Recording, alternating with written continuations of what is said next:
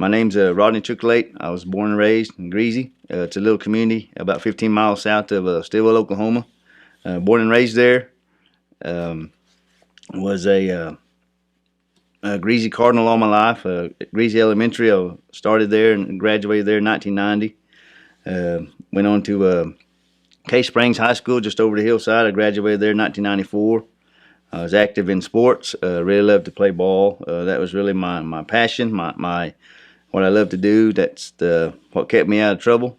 Along the way, just did the normal teenager thing, experimenting with alcohol and marijuana, and kind of was in a hurry to grow up.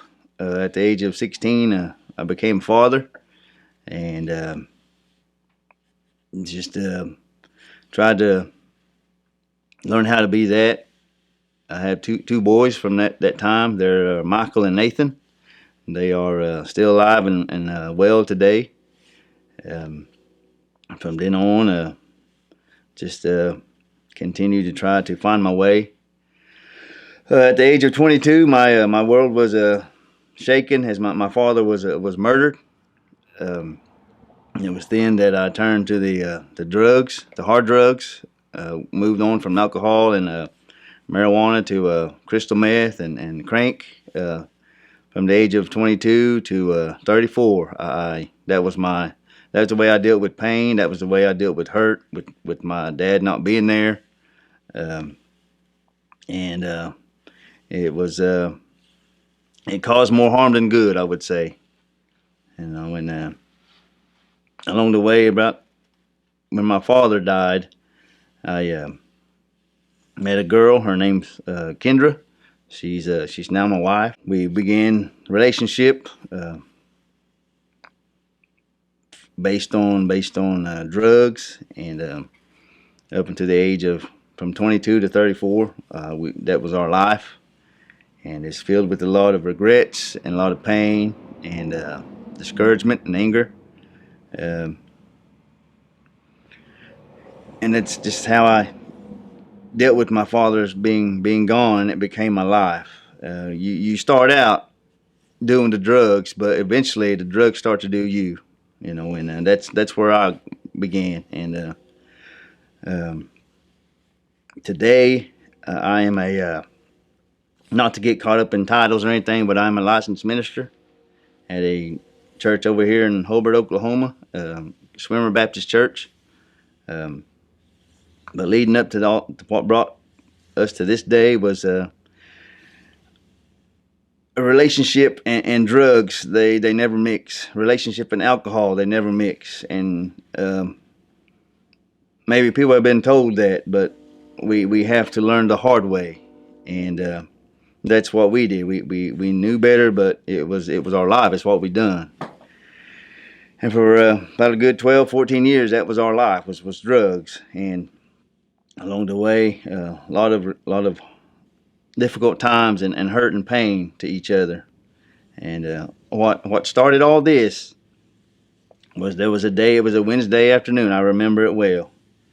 Our son, we have one son between us, and we have two little boys who we adopted about 3 years ago. I'll get to that in a minute. But before they came along, we had our son Trayton, and one day we were going through our normal routine. We may have been coming down or couldn't find any drugs, but we were fighting as couples often do. But it's very, very harsh. Very. There was a lot of harsh words said, and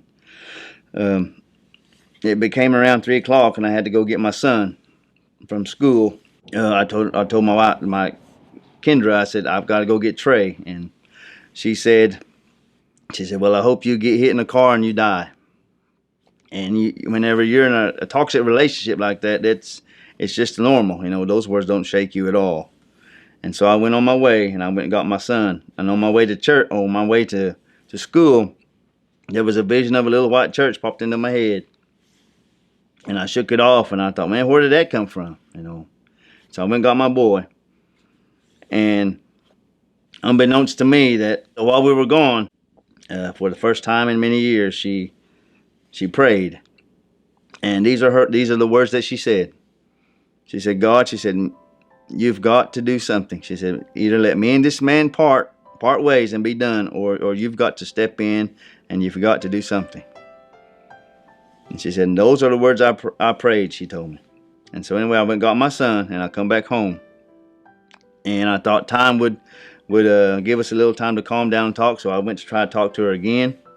And the fight was on, and it was just toxic. There was no good word said. And God heard that prayer. In the midst of all of that arguing, all that shouting and that cussing,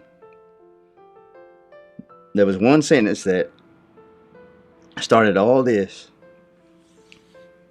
She said, babe, why don't we just stop? She said, why don't we just go to church? And that caught me off guard. And I said, I don't know where we're going. I said, I don't know how we're going to get there. I said, but let's get dressed and let's go. For the first time in years, we had agreed on something. And we got dressed. And we went to a little church in Park Hill, Oklahoma. It's called Tender Mercies Church. And when we were darkening the doors of that church, there was a lady sitting up at the front playing bass guitar. And she got up and she looked in the back. And she came and she gave me a hug. And you don't know how much I needed.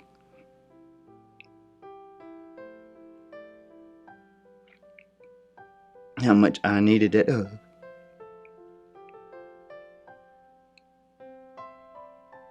And I think that was God's way of saying,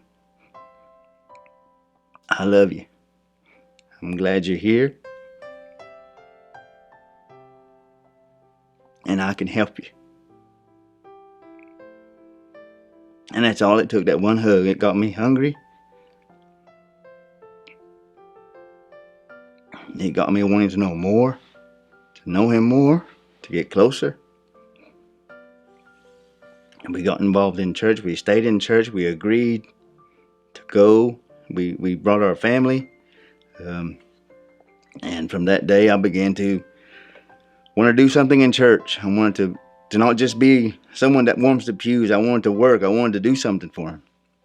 And so I started out praying, and God allowed me to teach Sunday school. And then a year or two later, he moved me up to allow me to be a deacon in his church. And then that was all in the first year, really. And I remember I would read my Bible, and it would always go to preach, calling people messengers, and things like that. And it took a while, but I knew that God was calling me for something more. I knew he was calling me to preach the gospel, And I ran for a year. I said, Lord, I'm not going to answer right now. I want to watch. I want to see what that guy does. And I ran for a year, and I watched the pastor do what he did, and things, how he handled himself, And it was about a year later. I was in my bedroom, and I was reading my Bible. And again, he was calling Jeremiah. He said, I put my words in your mouth. And things like that, what it says in Jeremiah 1. And I broke down on my bed, and I said, Lord, I don't know anything about this Bible. I don't know anything about it.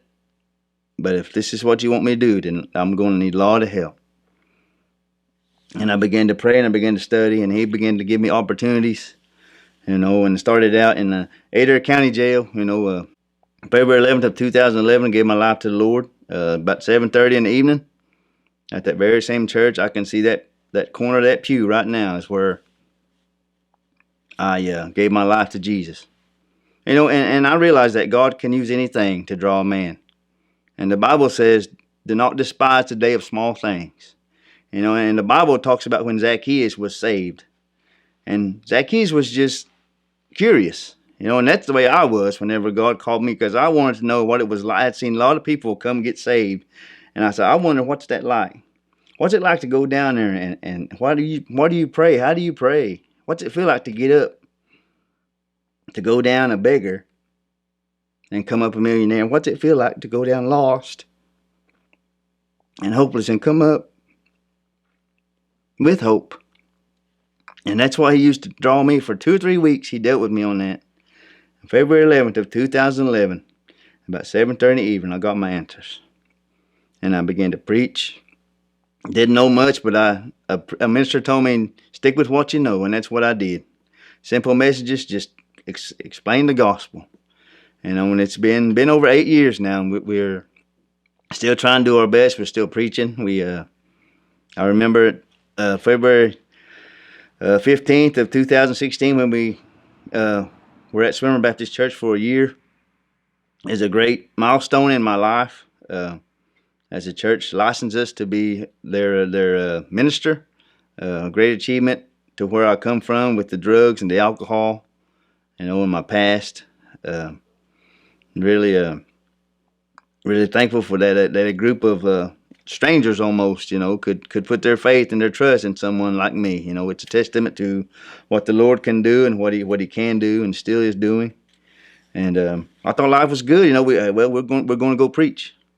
We're just going to go, wherever the Lord opens the door, we're going to go preach, And I remember one day coming from work, and man, I would just go home and I would just lay down and just rest and sleep. And I said, this all I'm going to do? Is there more that I can do? And lo and behold, my wife's niece also was a mom at a young age and wasn't ready, like I was. And the Lord has taught me so much through those 2 little boys. And one day she said, babe, she said, I know we can help these boys. She said, and we should. They were the baby. He was just 2 days old when he was taken, and the older brother he was 1. No, he was 2, and they were taken in DHS custody, and they stayed in DHS custody for 2 months. And that's when she came to me that one evening. She said, babe, she said, I know we can help these boys, and we should. What was I to say? My boy had just graduated high school. I was free. I could do what I want. I could go to revivals. I could go to singings. But Lord said, no, you're going to do this. And he told me when those boys came to my house, they're here to stay. And I ain't going to lie, for 3 months, I fought him. I said, Lord, I don't know if I can do this all over again. Change diapers and things like that. But God set me down one day, and he said, were not you in their shoes about 10 years ago? He said, weren't you like them? Weren't you, nobody wanted you, nobody could help you, nobody loved you? He said, but I took you in. I loved you. I provided for you. With all your mess and your addictions, I took you just the way you are. Now it's your turn to do that for them. And I said, I'm sorry, Lord, being so selfish. And remember earlier in my story, I said that I was a dad at a young age, and I wasn't ready to be a daddy. All I wanted to do was play ball back then, and those boys were a burden to me, And but God is a God of second chances, and He knew how that broke my heart after I had been saved and I had realized the mistakes that I had made. And He said, more or less, He said, son, here's 2 more boys. He said, let's do it again. He said, try it again. He said, I'm going to give you a second chance to be a daddy. He said, but this time, he said, include me and let me help you. We've had them. They are Caden James and Kymerly Chuculate. They are 3 and 5 years old.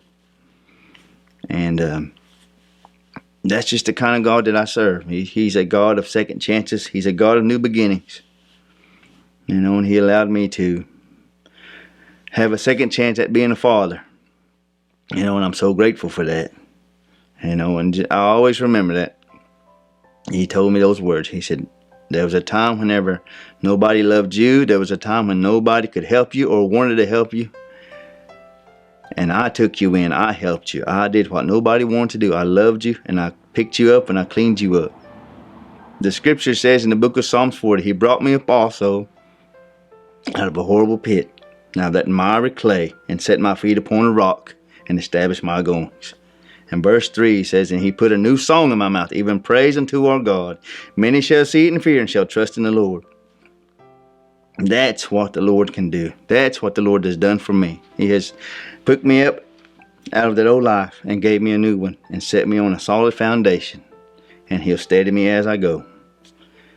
And that is my story. I am thankful to be where I'm at today. And if it wasn't for the grace of God, I don't know where I'd be. But I am a new creature. I am saved, and I'm very, very thankful.